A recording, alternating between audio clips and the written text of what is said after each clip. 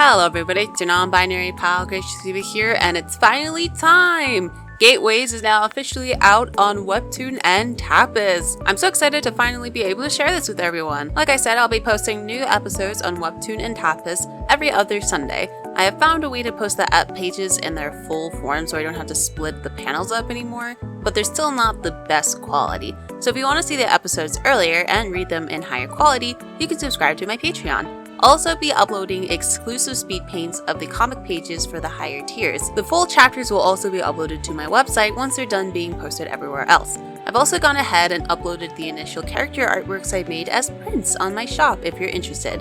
And yes, Mysteries of Despair will also continue to be uploading as well every other Friday. If you want to know more about this series, you can check out some of my other videos. But other than that, thank you so much for supporting this series so far, and I hope you enjoy it.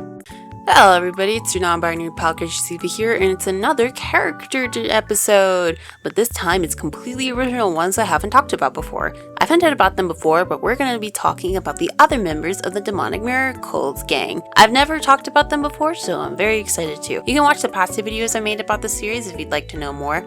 Also, the speed paint for these are some portraits I made in a watercolor style. If you want to know more about that process, let me know and I'll probably make a future video about that. But let's go ahead and get started. The first character is one that got way more attacks this year for Art Fight than I thought he would, Cathal. Cathal starts off the main story as a reporter who lives a relatively normal life aside from having to deal with all the strange stuff going on in the main city. But he's also dealing with his own issues. He's definitely not a human and has some very inhuman traits about him that he tries to hide, but he has no idea why this is. Cathal is actually a part of a race of people I'm working on that I'm calling angels for now. They're basically the reasons behind most of the mysteries going on, and they are certainly not good. Cathal is a fallen angel, for lack of a better term, and was cast out and had his memories erased. He eventually figures all this out, but doesn't remember why he was cast out. During his job as a reporter, he eventually meets Lai and gets some inside information about the group he's working with, which is called Guard, the ones who are trying to deal with all the strange stuff happening in the city. But he wasn't supposed to know these things and gets taken in. They make him the offer of joining Guard, which he accepts, especially since the pay was much better there, and afterward he gets to know the rest of the main cast,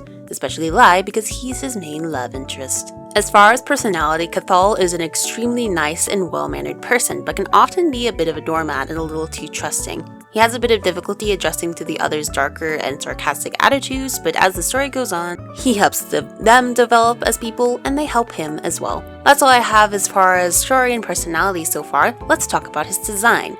Way back, I made this design for him based on some other sketches that I had made. This was back when I had absolutely no ideas for him, and that's kind of obvious just by looking at him. Eventually, I had decided to come back to him and made these sketches, with an actual story in mind. I liked his hairstyle the most with the bangs and ended up giving him a similar outfit to this one. He's probably the most sane and normal one out of the group, so I wanted to show that through his shape language and how he dresses. His hair isn't spiky at all, and his suit look is probably the closest to an actual suit out of the whole crew. If you didn't know, my whole thing with designing this whole team is that they have outfits that look like your typical suit, but it's deconstructed, and it's not. It's also inspired by what is associated with news reporters, I feel like, especially with this shirt.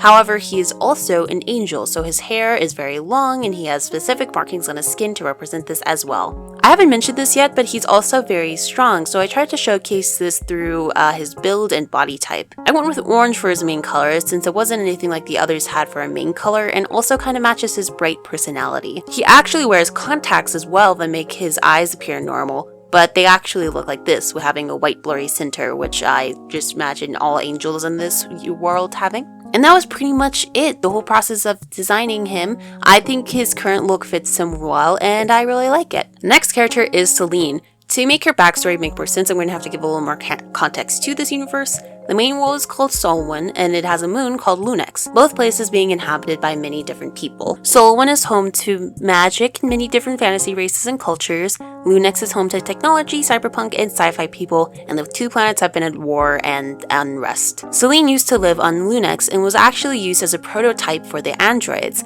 Captain and Rosaline are example of these. And before they figured out how to extract souls in order to create them, they started off by fusing human bodies with tech. This process is very deadly, and this is how she got the mind miracle. Miracles give people different abilities, and for Celine, she got very powerful telepathy. She was able to escape Solwyn, where she lived for about 200 years before eventually becoming the head of guard. And yes, miracles do make you pretty much immortal. Initially, it was created to just keep things from Solwyn and Lunex so they wouldn't fight again, but Celine changed it to what it is now in order to solve the mysteries going on in the story. Celine is incredibly smart and is very good with people. She can be pretty manipulative, but luckily she's neutral leaning towards chaotic good and often uses her skills for good. She's also very level-headed, but also pretty unpredictable and out there with her plans and ideas, making her the perfect leader for this world and crazy team. Her design, much like Kath, started out with none of that in mind. All I had was cyberpunk, DJ, and also a satyr, so very different from her current form, and I really had a hard time designing her this way.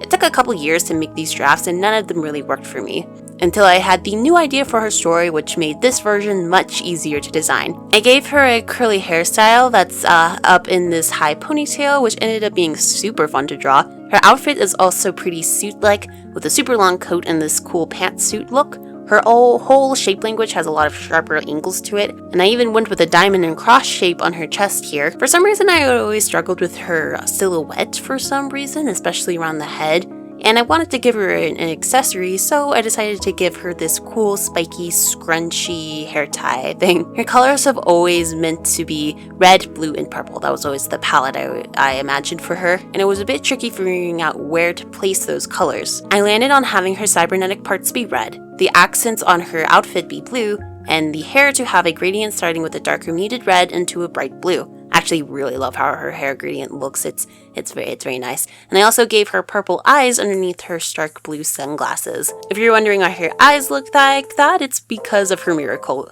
Most miracles change something about the person who has it physically, and yeah, her miracle changed her eyes to look like that. This is definitely my favorite design of her so far. I think it makes sense with her being a leader, and I'm glad I left out the idea of her being a satyr, since that is what our next character is. North is a unicorn satyr. He used to live in the forests of Solwyn, but due to rogue raiders from Lunex, their home was burned down.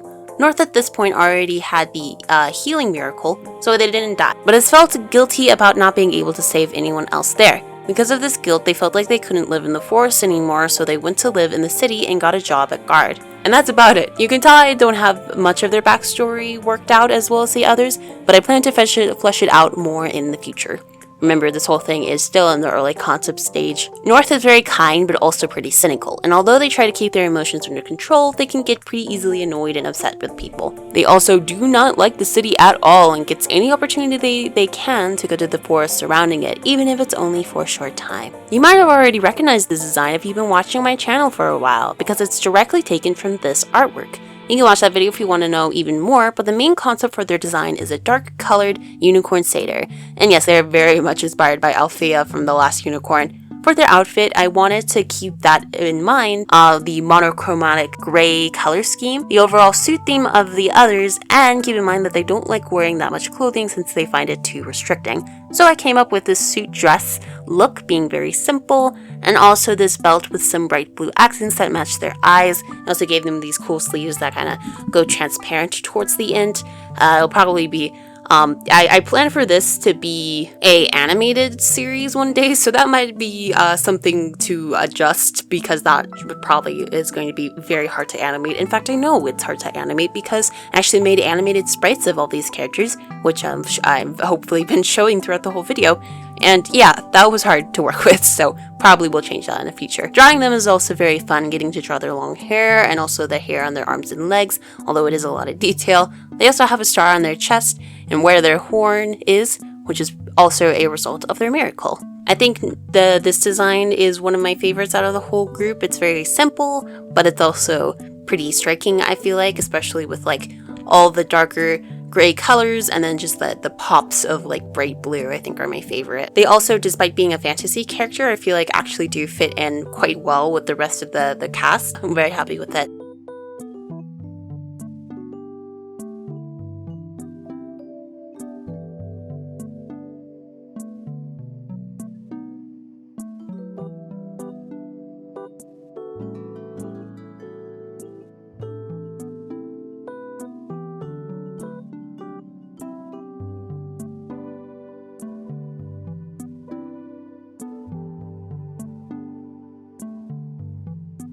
thank you so much for watching. I hope you enjoyed this video. Yeah, I want to talk some more about the Demonic Miracle Gang. I have already made some changes to the story as of late, so I'll probably make some update videos about that in the future. But yeah, that is all from me. If you want to see more of my creations, you can check out my comics in the description below. Gateways, I am still uploading. I'm still uploading Gateways. I just posted the latest episode up on last week. So yeah, you can check that out if you want. And I also have my website and my Patreon for some extra content. And that is everything. Thank you again for Gibbous Rat for supporting me on Patreon.